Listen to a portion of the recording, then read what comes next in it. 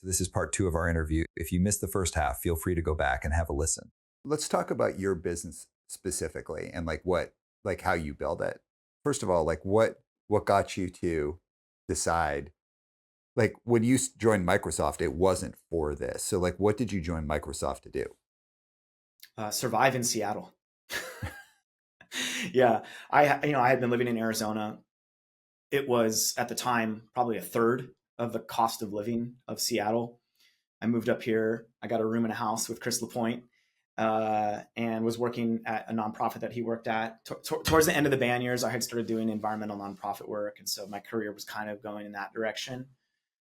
And so I moved up here, and I had two part-time nonprofit jobs. One was doing habitat restoration for salmon, and the other was working for Sea Shepherd. Actually, I was managing their onshore volunteer network. And even with a cheap room in a punk house and two part-time nonprofit jobs, I was like, I'm not going to be able to survive in Seattle. This place is way more expensive. And so I didn't exactly know how I would do that.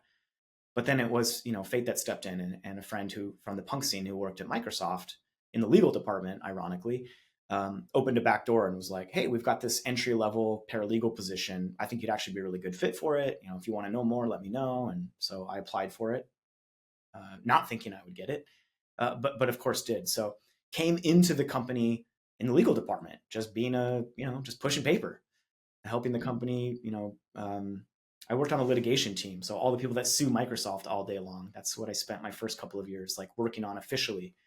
So the sustainability stuff was always a side hustle. Eventually, I was able to make it part of my day job. That took about 3-4 years, but so I got laid off unceremoniously 2 years ago, like all the other tech workers. I got taken out in that wave of 10,000 in January of 23. And when I thought about, what I want to do next, what could I do next, all of these things, in order for climate solutions, whatever they are, to be effective, they have to operate at the largest scale possible, right? Because climate change is literally a planet-sized problem. So going back to what we were talking about earlier, like if you and I eat vegan and recycle and do these things, great, good things. We should do that. Is that going to stop climate change? Is that going to? No, of course not. And so I thought about the impact I could have if I just went out and got another job at another company. And let's say I got a similar job to what I had been doing for the last couple of years, which was employee engagement for sustainability. I could go really deep inside one more company, having done this fairly successfully at a big one, at a well known one, and help that company's workforce be more sustainable. And that could be really cool. That could be really impactful. But ultimately, even if one other company got it pretty good, that still doesn't matter. It's just like a drop in the ocean. You know what I mean? And so I decided to start a consulting business because I thought this is the most scalable climate solution that I can uniquely offer the world right now. I know how to do this thing that it turns out is most companies don't know how to do, and is actually really valuable. It ties into things that they already care about: attracting and retaining top talent, having a motivated, loyal workforce, for lack of a better word, things that companies already care about. If I can I don't have to go super deep and make every company perfect when it comes to engaging their workforce in sustainability. But if I can go in just deep enough to help them create the right conditions, again, using that garden metaphor, I'm not going to plant your garden. I'm not going to grow your food for you. I'm not going to cook it and feed you, but I will teach you how to do those things yourself. If I can do that at a shallow level across 1,000 companies, then maybe I start to get to a level of efficacy where the work I do is a genuine climate solution. So that was the reason why I decided to do it, is like, it only matters if a ton of companies figure out how to do this. And for me, just the unique cocktail of what I'm good at, what I love, what I can eat, what I can offer the world, what my expertise is, what my path has led me to, made me realize that this is the unique contribution that I can make. There's hundreds of people that could qualify for any job that I would apply for, and they'd probably also be great at it. But this is the one thing that I can provide uniquely that no one else really can, for better and for worse. I'm in like a weird niche. So anyways, that's why I decided to start a consulting business. And because I wanted to really get my hands dirty and figure out, okay, this worked at Microsoft. And there are many reasons why it worked there and not other places. A lot of it was stuff we did, a lot of it was stuff we didn't do, right place, right time, right culture. So I really wanted to experiment. Again, that curiosity. What does this look like in other companies? Will this model work elsewhere? This is a tech company. Does it work in an industrial manufacturing company? How do you do this in multiple arenas? So I've been really fascinated with trying to answer that question too over the last 2 years. Heck yeah. So you get laid off, and I know all the feelings and like the fear and all of that kind of stuff. You've been laid off? Uh, I've never been laid off. I've been fired though. Okay. Well, yeah. Arguably worse. You don't get the severance. Oh no, I didn't get the severance, but I got that's a whole other story. I'm gonna Um, interview you on my podcast. Ask dude, about that. I will tell you, like the launching of my consulting firm, like with launching with Cadence is it's an interesting story, and it's definitely a story about betting on yourself, like kind of figuring out better ways of doing that, but also like really being pretty centered in the fact of like I'm not wrong here. I'm totally not wrong, and actually I figure I can go do this thing better. Hell yeah. Which led to what I'm doing now, and it's been a huge You journey. said you're the happiest you've ever been, probably because you're listening to your intuition, right? Like there's that nagging voice inside of all of us that says, what if you did this? Or, and there's so many things that prevent people from doing that. Fear, So, especially if you have dependents or a mortgage, things that I don't have. So that allowed me to take a bigger risk than some people can. But yeah, most people are, when it comes to their professional energy, they're not really listening to their intuition. They're just trying to survive in a system that's hell bent on making that increasingly difficult. yeah, and I want to get into your business specifically now, based on what you just said. Like, so get laid off, you've got the whole fear, all of that kind of stuff, and you're in that like, am I going to go and try and do what I do now in a different company or one of all of these things? No, I'm going to start my own consulting firm. Okay. How did you figure out what your offerings are? Oh How God. do you work with people? How do you charge? So let's break this down. How did you say go from I'm going to start my own consulting firm, which by the way, and I'm sure you've had a lot of people say this to you. Like people always say to me, how did you do it? Like how did you Yeah. make this thing? So like how did you do it? Like how did you figure out step one? What was step one?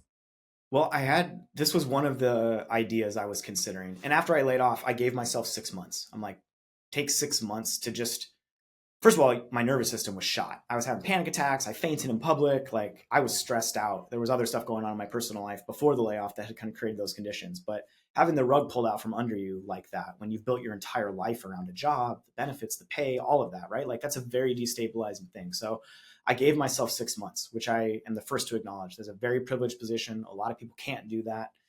But I used that white space to listen to the things that it was too noisy to hear before in the hustle of everyday life and work and hit this KPI and do this performance, whatever, all the crap you have to do to keep getting the cheese dangled in front of you inside of a corporation, right? And so one of the first things I did was step away and focus on other parts of my life. Because yeah, like my career it's funny, if you would have talked to me 6, 7 years ago, I would have never said my career. That was an alien concept to me, coming from punk rock and coming from like, well, a job is a means to an end. I use them, they use me. It's a fair exchange. That's it. I don't have a career. Like that's, but increasingly as my work became more deeply intertwined with my beliefs, my values, my activism, those things munged together. And suddenly it's like, I do have a career and I'm actually really proud of what I do. And what I do is an extension, what I do professionally is an extension of what I do personally and politically. Like, so yeah, anyways, it's just a weird side note that like, I was a grumpy punk and like, I don't have a career. That's for sellouts, And so for a long time, I wouldn't have even said that, but how did I start? So I took space first of all and thought about all of this stuff. I took a big road trip. I did a 10-day silent Vipassana meditation retreat. I gave myself time and space to do things that I had wanted to do but couldn't really do while I was gainfully employed. And I thought a lot about, again, my North Star for my whole career is, how do I have the biggest impact on climate change possible? What can I do to increase my level of influence inside of these ever complex systems? Um, and so what I did was I just made a post on LinkedIn and said, hey, I've met so many of you over the years through this work, in Microsoft and other companies. I don't work there anymore. I kind of have an idea of what I want to do, but like, I'm open to work. If you ever wanted to work with me, if you ever wanted to figure out how what we did at Microsoft could be done at your company, now is the time. And I just kind of put that out there and was like really vulnerable. Um, and I was floored that I got a bunch of people responding saying, I've always wanted to work with you. I would love to work with you. And it was one company in particular. Ironically, it was the internet service provider that I had growing up in Arizona, um, who was the first one that said, we'll pay you. We'll fly you out. Come run a workshop for us. Come show us how you did what you did. Show us how we do it too. And so definitely had to fight that imposter syndrome and, you know, and then very quickly go form an LLC and like get incorporated and like, you know, do all of the structural things I had to do to like get paid and stuff. But after that experience of the first person who believed in me enough to say, we'll pay you for that, I went, other people will probably do it too. So time to get experimental, time to figure out how do I make a living doing this? And so then, you know, all the building blocks, built a website, started cranking out original content, blogs, webinars, workshops, just getting myself out there. Thankfully, I had enough foresight even while I was at Microsoft to even was able to realize while we were, you know, running this employee sustainability community and again changing that paradigm of who was allowed to work on sustainability, I had the foresight to realize I should be talking about this in the broader world. Like this is cool, and or at least I think it's cool and interesting, and like other people, I want to know if other people are trying to do this in their companies too. So you know, a lot of people don't go on LinkedIn until they're looking for a job. I was actively using LinkedIn for years to go, here's what we're doing here. What are you doing there? So thankfully, I think I already had like a good network following or whatever. And once I was very loud and clear that this is what I'm good at, this is what I want to do, I can help your company do it too. People started coming to me, and not like, you know, not like a flood. Like I'm 2 years in and I'm still struggling financially to figure out how to really make this personally sustainable. Because what I have seen, I would love to pick your brain about this, maybe off the podcast sometime, but like consulting work feels like feast and famine to me. Like there's a bunch and then there's none. So like, how do you smooth that out so that it's, yeah. So that's how I started. And I just got really curious and really experimental and was like, yeah, and then market research, right? Like, what do sustainability consultants charge? What's a good hourly rate? I talked to my peers. I talked to other people in my industry who were kind of doing the same things, and I looked at the big shops, you know, the Deloittes and the McKinseys, and was like, well, I'm not going to charge that. I'm like a little punk rock consulting firm, but I found a sweet spot. And 2 years in, there's still a lot to learn. Like I said, I still have a long way to go to truly make this personally sustainable, but I am getting enough signal from the universe, enough opportunity, getting to be invited to podcasts like this. Last week, I was in California filming a LinkedIn learning course. So I get to do my own instructional course on this now. There's enough opportunities coming to me that I'm like convinced there's something here. And so, kind of like we were talking about earlier, I'm just like, I'm dialed into that intuition. I'm listening to that voice and I'm like, I trust you. I would say that the hardest part of starting my own business and like making that transition from employee to entrepreneur was learning how to trust my own intuition. But I'm dialed in now. We trust each other. We got it. We're good. Yeah, I love what you just said, and I'll give you two things for me. One time I had someone in my life, kind of they were going through whatever kind of difficult. They were facing some headwinds, and I was given some advice, and they're like, "Pff, yeah, whatever. Everything comes so easy to you." And I was like, "What do you mean?" They're like, "Oh, it's like opportunities just drop in your lap all the time." And I was like, "Do you actually really think that?" Hmm. And they're like, "Yeah, I do. I think it's like," and they had like all this stuff. And I was in the moment, didn't say anything about it, but I thought about it a lot afterwards. And one of the things I think for anyone who has like their own business and does like not just a consulting firm, but their own business, it's all about the work that you did way before you even knew you were going to have your own business. It's all Interesting. about the relationships you have, the interests, like you'd said earlier, like, you know, I'm super, I got into this because I care. Like, I'm actually interested in this. Like, I'm not a scientist, I'm an activist. I wanted to know more. Everything I've ever done, it's because like I was like really, really interested in it. I was really interested in psychology. I was really interested in like social conditions. How do we help people with addiction and mental health? How do we create like different kinds of systems to aid in a situation that the government has just like dropped the ball on and just let people suffer? How do you move beyond just telling people like just don't do drugs? It's like, well, no, that's stupid. Like, how do we like embrace people with all sorts of different kinds of backgrounds and people who are living active addiction and try and return like humanity back into it? Like, I was just genuinely interested in these things. but is also interested in punk and hardcore and creativity and building communities. And so everything that I ever done, just based on like having relationships and like being interested in things and doing it, that's why I can do a business. And it's because I have relationships with people. I know how to learn about something and then take what I've learned, patch it together, and make it really approachable, the same way that you have. And so when I started not just my own business, but anything I've ever done, it might just seem that things get dropped into my lap, but they don't get dropped into my lap. They're that's something, a seed I planted like 15 years ago, 20 years ago, 5 years ago, that have now borne fruit. So that's thing number one. But thing number two, and I hear this in your own story, you have to 100% believe your own shit. Like you Oh have to yeah, like 100%, but also be equally willing to be told you're full of shit. And totally. there are a lot of times where I've gone into a space and someone's like, well, why should I listen to you? And I'd be like, because I am actually a subject matter expert and here's why. And boom, boom, boom, boom, boom. But there also has to be times where people, not have to be, there have been times where it's like, oh no, I actually totally like, I need you to tell me how I could have done better here or where I need to go. And that Yeah. humility, like the confidence to totally believe your own shit and the humility to be absolutely know when you could do better or when you didn't hit the mark. Those things. So it's like it's always about nothing is given.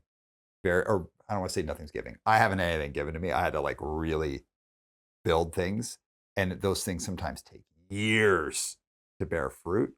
And I didn't do it to get something. I did it because I actually cared and was interested in it. But as a result, I do have kind of like sustainable opportunities. So that kind of goes to like, maybe we'll talk about it later. It's like, yeah, I have sustainable opportunities because of like all of my work over all the years.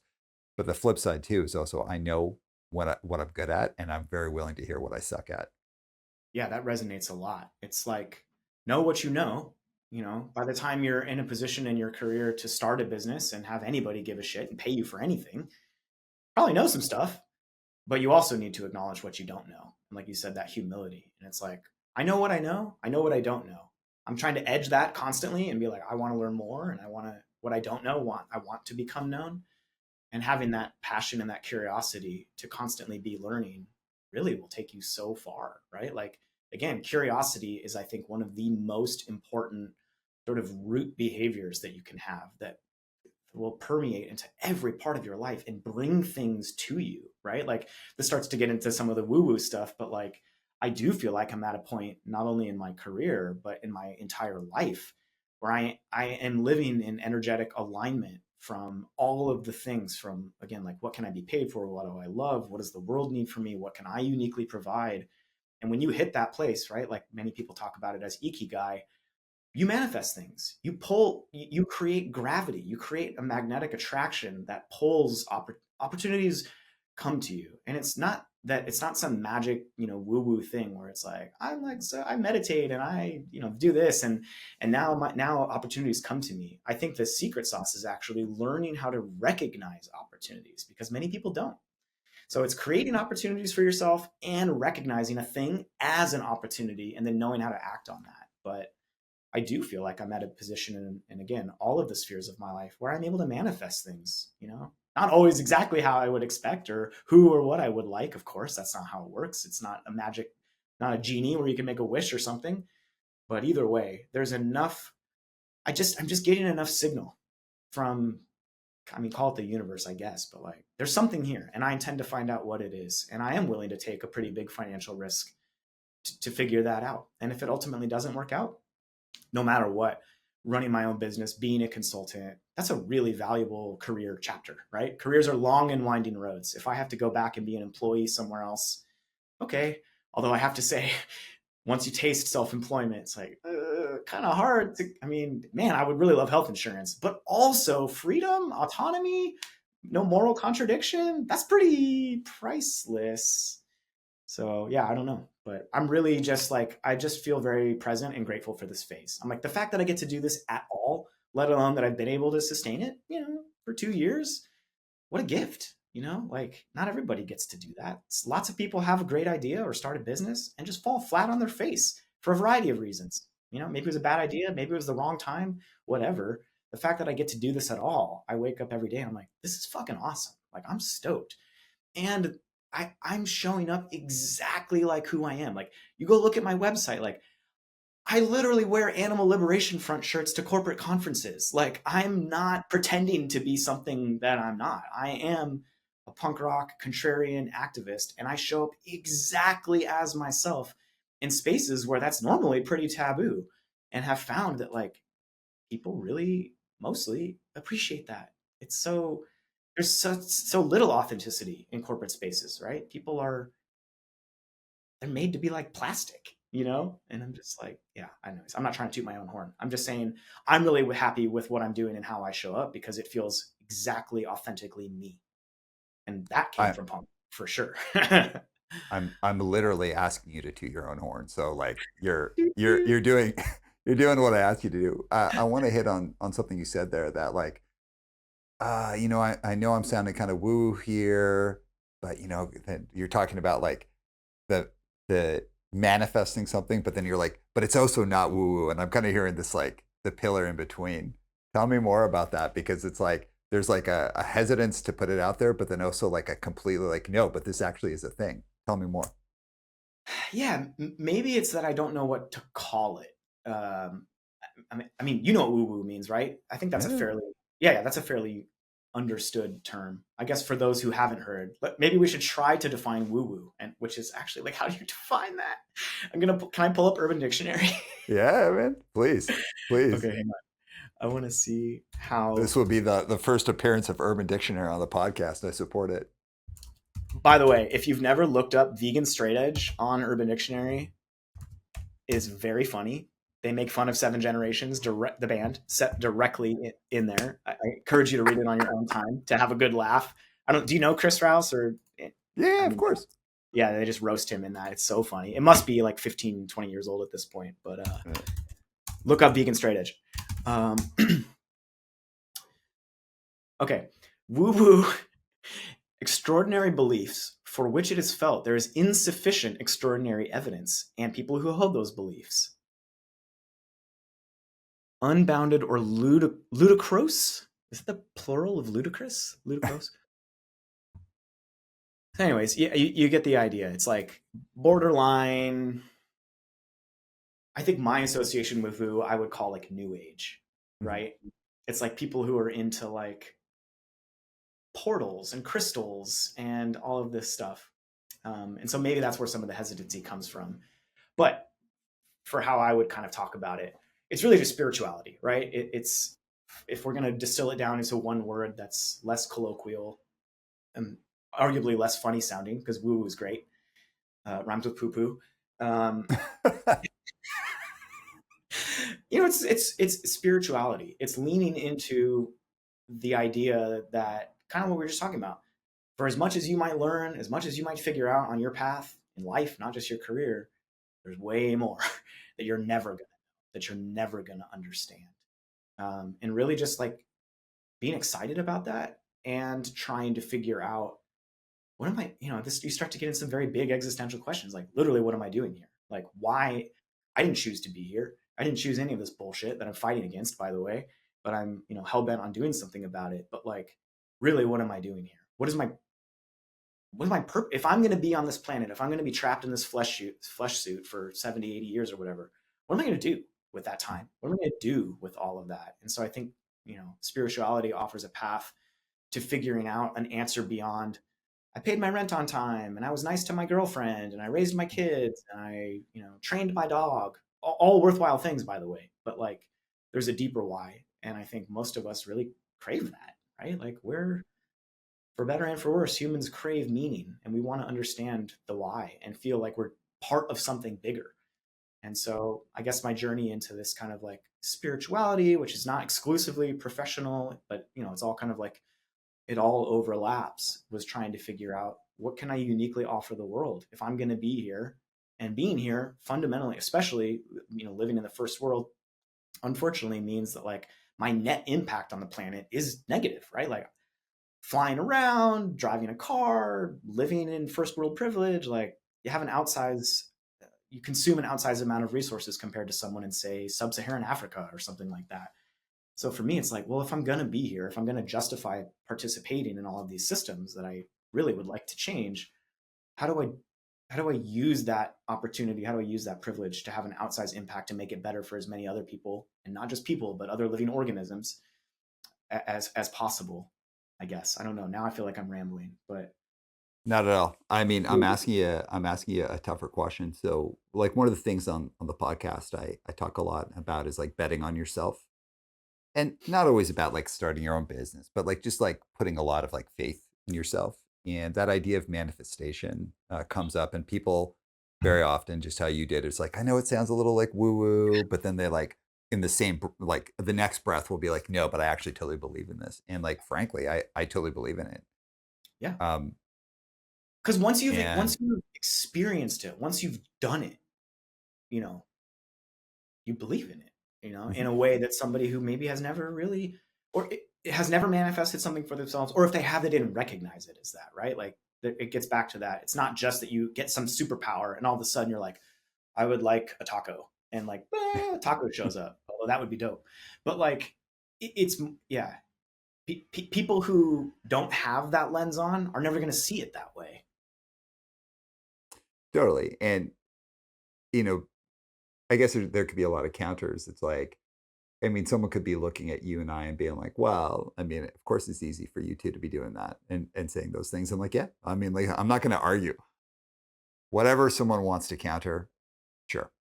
No argument, whatever. But I will say for the path that I've experienced in my life and the things that I've seen, there have been things where I'm like, I got to make that happen. And I've made it happen. And that doesn't mean that I didn't work my ass off and suffer and have like like consequences or difficult things I had to deal with, fall flat on my face, feel humiliated, any of those things. But the goal was that, or the reality was, I always got back up and kept pushing and believing in that thing. And whether that's manifesting it or whether that's just being like kind of dogged in your pursuit, I really do believe in that, and I encourage people. And again, it's not just about starting your own business; it's like whatever matters to you, whether personally, Totally. professionally, your family, and the world around you. That like really starting with the like, what is the thing that I want to have happen, that I believe in, that I really care about having happen, and then how do I like become really convinced I'm going to make that happen. I don't know how I'm going to do it today, but I'm going to make that thing happen. And it really starts with that like kind of center of belief. Totally. And I suspect that for a lot of people, if you ask them something very simple, like in the way, in like how you asked me, like, why should anyone listen to you? If you ask somebody, what really matters to you? Like, what is really important to you? What's your number one value or whatever? I think a lot of people would struggle to answer that. There'd be the surface answers like feed my kids and like all of that, but like, no, no, we're beyond that. Like,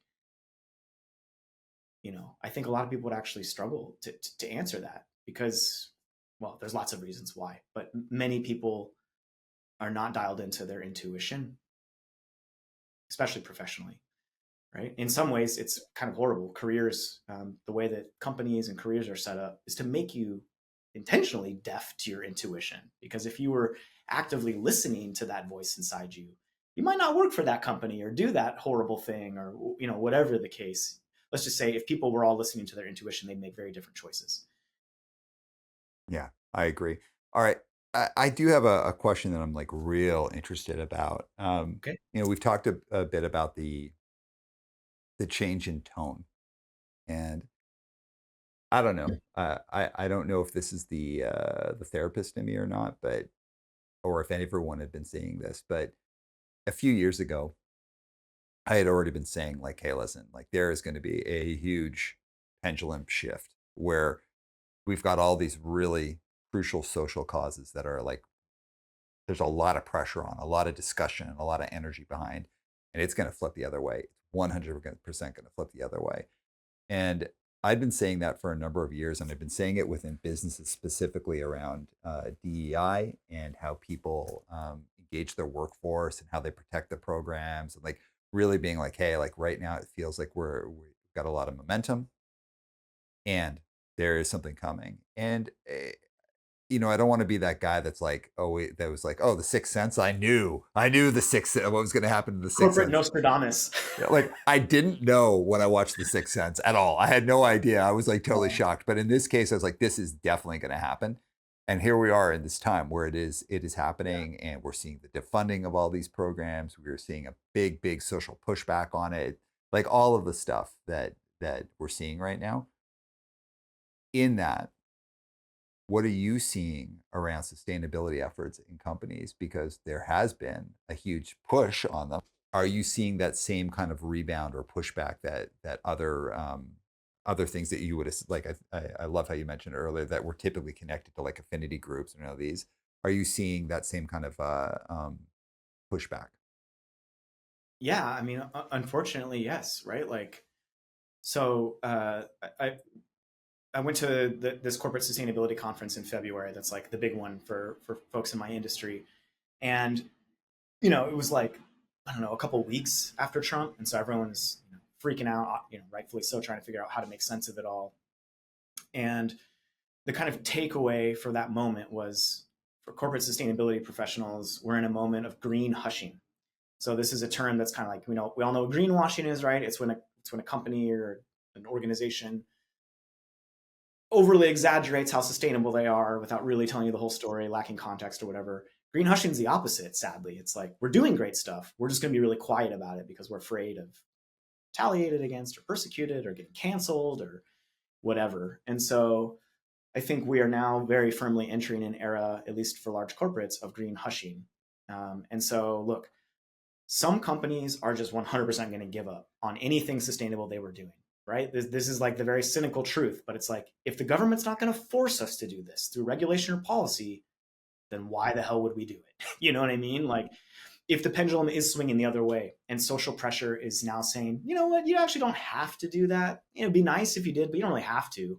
A ton of companies, and again, I'll put the fossil fuel companies right at the top of that list because every single one of them has backtracked on whatever, empty, meaningless net zero commitments they had to begin with.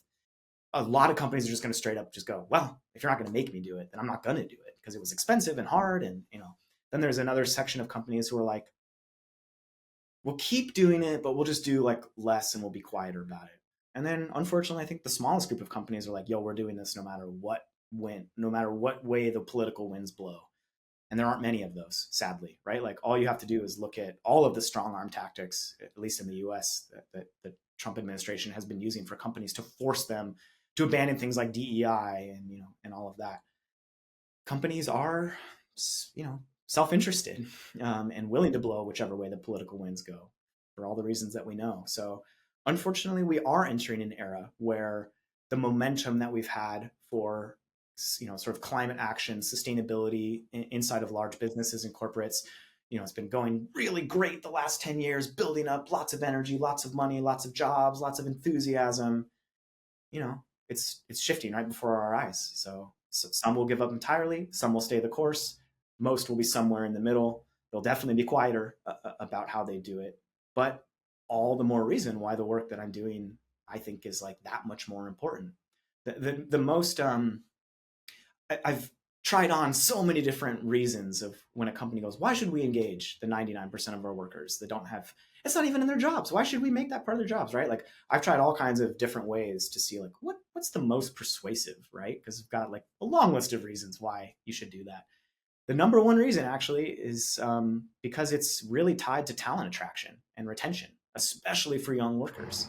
And I don't think that trend's going to reverse anytime soon, right? Like young workers understand, people, I don't know if I'm young anymore. I think I opened the podcast by saying I don't feel young anymore. But either way, I'm not old. I'm squarely in the uncomfortable middle.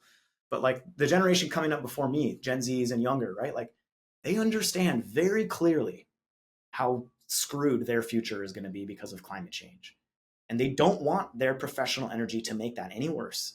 And so there's, I could throw a million Deloitte stats at you, but like increasingly people are choosing what companies they will and work for based on their commitment to environmental sustainability. And I don't think that trend is going to reverse. I don't think any amount of like political backlash can stop the fact that there's an internal value shift happening inside people. And yes, many people are desperate for money and jobs and will take whatever they can. But for people who are a little more established, mid-career and stuff, they can be choosier and they can say, I only want to work for a company that's serious about this. And that alone is going to keep a certain amount of pressure on companies. It's funny because I often get hired by the sustainability departments, but I'm always like, hey, can you introduce me to your HR people? They're the ones who really need to hear this message, because somehow that hasn't yet, they don't really, haven't connected that dot that like, oh, like if we're a sustainable company and we give people an opportunity to work on that regardless of their job spec, turns out we're going to be able to hire and retain people much better. Like they're like, that message is starting to trickle down, but I'm like, bring me in the room so I can scream it at them. Hell yeah, man. And that's I think it's a brilliant strategy to be doing it. It's an interesting time because again, like so you're saying you're maybe feel a little old. So I turned 50 last summer, and Really? yeah, and Man, you look great. oh, thank you. Must be that happiness thing. How do you do that? Vegan, straight edge, happy. Those three things. That'll do it. So when I was younger, in punk and hardcore, and it was like kind of like that not hyper political '90s, and abolition was at its top of its game and all that. Dude, I was just in Goleta the other day Ah, cool. for, well, LinkedIn Learning is technically in Ah, Carpinteria, but cool. I was like, yeah, anyways, go on. Shout I love shout out. abolition. Oh yeah, shout out to Ken McClard.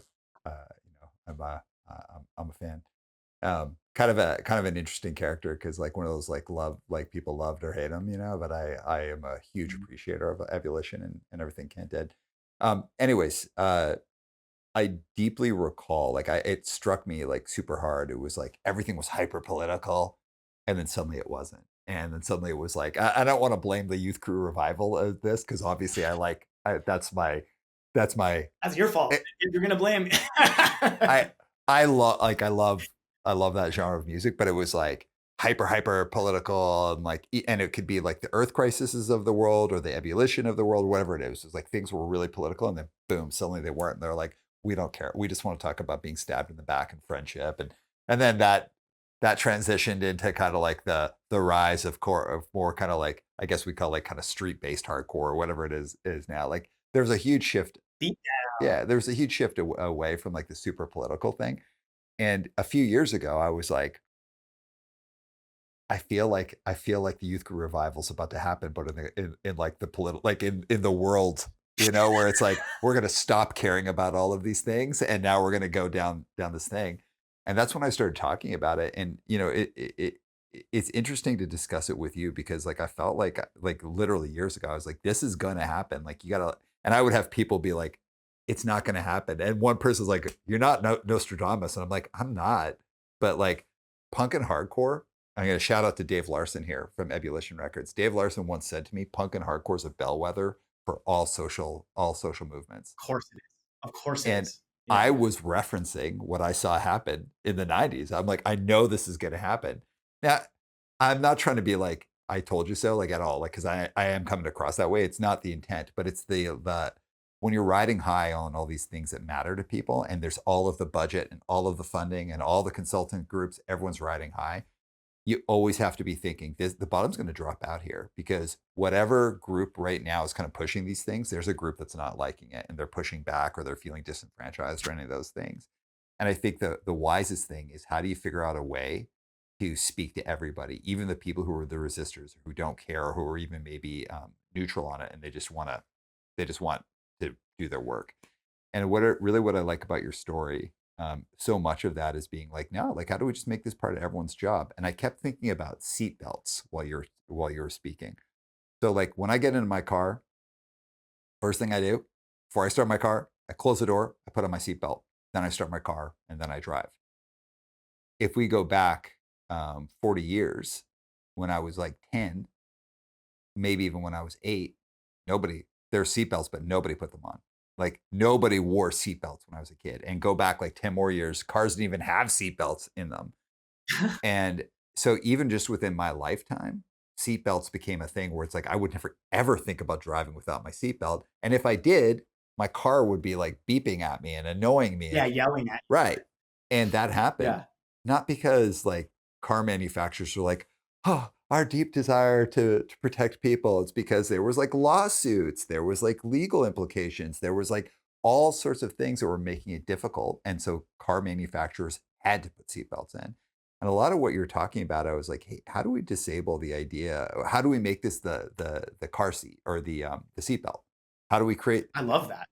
Such a good metaphor. I'm going to use that if you don't mind. Please, please do, because when you went, well, we went to the software engineers where it's like, oh, they actually just kind of figured out how to make it a part of their job. It's like, how do you just make this part of your experience of getting in the car? Of course, you put on your seatbelt because you deeply understand.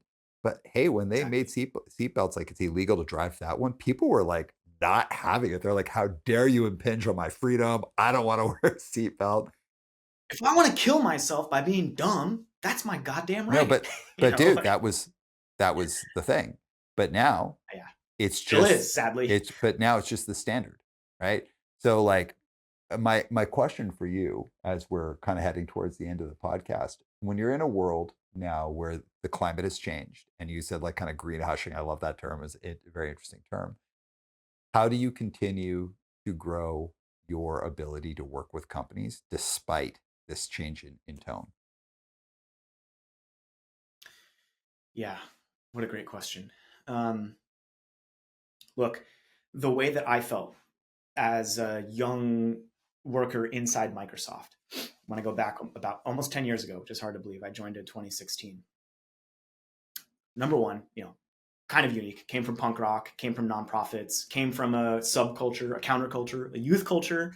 It was expressly anti-corporate and anti-authoritarian. Now, I know that most people, that's not their career trajectory, but the way that I felt in the first year that I was at Microsoft was like, I am a sellout.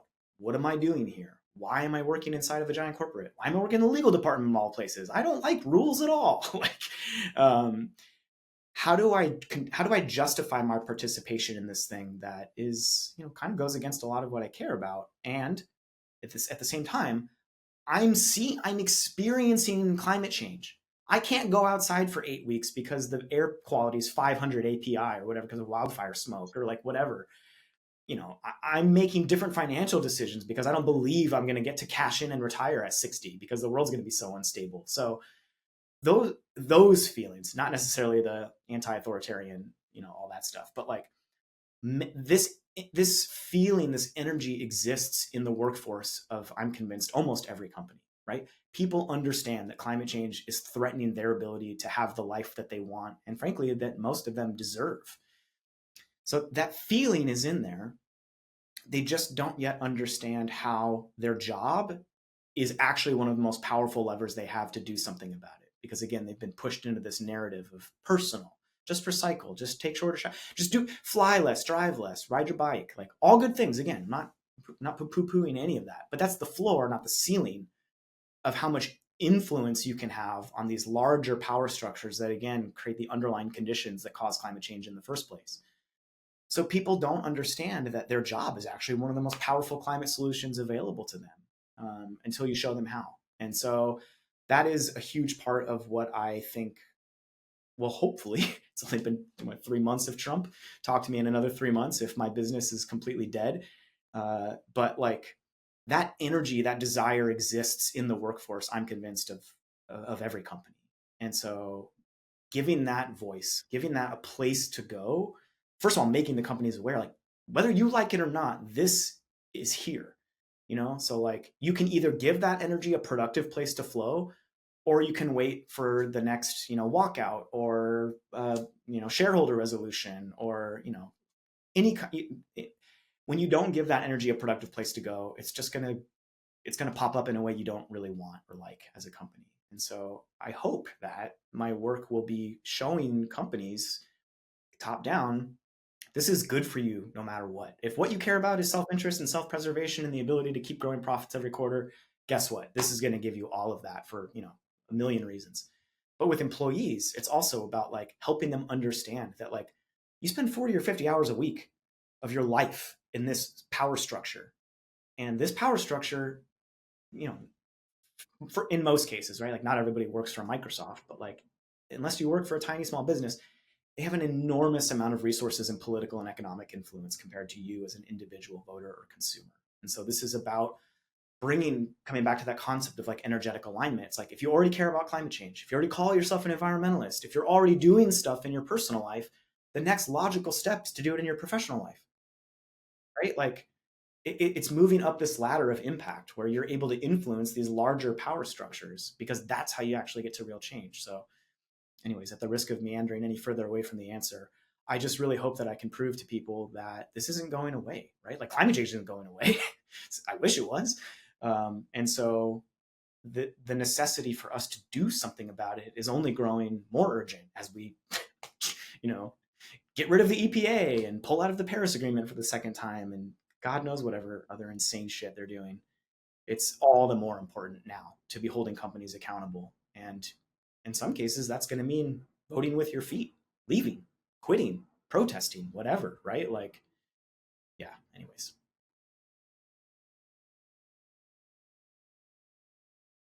Heck yeah. All right. So we're about to go into the crucial three, where I'm going to ask you three questions that scale up in difficulty towards the very end, and then we'll wrap up. But before we do that, keeping in mind we're going to put all your company information and everything like that in the episode bio. Is there anything you want to shout out? Anything you want to ask me? Anything you want to put in before we head into those last three questions? I don't think so. I mean, my company's called. It's funny, like my brand, I guess, which even I feel weird saying that, is me. Is my name. Most people don't know my company name. It's like the thing they get on the invoice if they pay me. So it's less about promoting, the name of the company, and more about promoting the idea that every job is a climate job. So if we're going to shout anything out, it's like, please listen to me. I've seen it done 1,000 different ways, 1,000 different times. I'm making my living off this idea that every job is a climate job, and it's true. Oh yeah. Oh yeah, man. I love that. All right. Here we go for the crucial three. So in this, taking this leap, starting your own thing, and are like really making it work, what's one thing that you've learned about yourself that you were surprised to learn and you really like? It's when you become a solo entrepreneur, there's the thing that I knew I was good at and that I wanted to build the business off, right? Engaging employees in sustainability, all of that. But there was all the other stuff that's required to start a business, run a business, do all of that stuff that I was like, oh shit, I have to do taxes and I have to like marketing. And like, you realize very quickly that all of those other departments that existed in your other company, there's like a sales department, marketing, HR. It's like, guess what? You do all of that now. And some of that I had never done before. And some of it I was terrible at, right? Like I'm still not great at I'm not a numbers person. Let's put it that way. So, but what has surprised me is that without ever having an official like sales role, and being someone who like kind of cringes at the idea of coming across as like salesy, I have been surprised that I'm actually pretty good at convincing people, I guess, which is really the point of sales, like convincing people that you should spend money on this. So that's been surprising and a little weird, because it's like, well, am I a salesman now? I guess kind of. Like I don't want to be slimy, like I believe in what I'm peddling, but so yeah, that's been surprising. Is like, oh, guess what? You got to do all the things, and some of them you'll be better at than others. But just like any skill in your career, you can grow that muscle. You just got to use it. You got to put it under weight and flex it. Yeah. All right. What's one thing that you've learned about yourself that you realize either you didn't like or was disadvantage to you, and you've had to manage? Oh, geez. What I kind of mentioned earlier, that like, coming from punk rock, having actually kind of built my brand, I guess, on this idea that like, I'm going to say the things in a corporate space that you're not going to hear very many. I'm not shy about being critical of corporations, including the ones I work for or my former employers or whatever. And that sort of cuts both ways, right? Like if you're trying to get new business and you're out there saying sort of anti-corporate critical things, companies might think twice about hiring you, and that's real. So I'm constantly trying to find that balance of like, want to be true to myself, want to be true to what's literally going on, and not be one more of these sugarcoating, greenwashing voices, but also don't want to shoot myself in the foot so that I become, unemployable because companies just think, oh yeah, that guy's just going to roast us. That's a great answer. Okay, last question. So we're standing on the precipice in a lot of different ways right now. Like it feels like the world is on like the edge of chaos. But my wife always says this thing about it. Whenever I say that, she's like, "But isn't like I was like this is a crazy time?" She's like, "Isn't every time a crazy time?" And like you'd said earlier, like wearing the "Not My President." It's like that was a crazy time. Like think of Feels so what quaint now. I would long for George I Bush and Donald know. Rumsfeld in this moment. I'm like, they seem nice. Yeah, but think how crazy that was that time, right? So every time is a crazy time. But hey, aside, shout out to Monica, my wife. She's the best. But here we are. We've got people who have got things that they care about and they really care about, but they feel like there's no way this is going to change, or this is too big, or it's too much, or the political tone has shifted. So, what's your advice for anyone who's looking at something that they deeply believe in, they really want to they really want to change, but they're just like, nobody's going to care, and whatever I say isn't going to matter? What's your advice?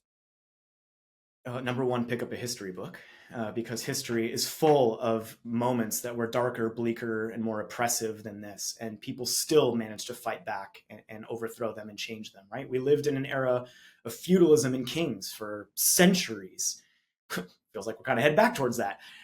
History is nothing if not cyclical. But first of all, pick up a history book because people have dealt with way worse, more oppressive, more horrible power structures than what we're currently experiencing, and have found a way to resist and change and overthrow, in many cases, all of that stuff. So it is possible. And it actually doesn't take that much. Like I said, the stat that gets thrown around, and who knows if it's true, is like it only takes 3% of a population to kind of like, whatever. Either way, a small minority can actually have an outsized impact. So number one, that.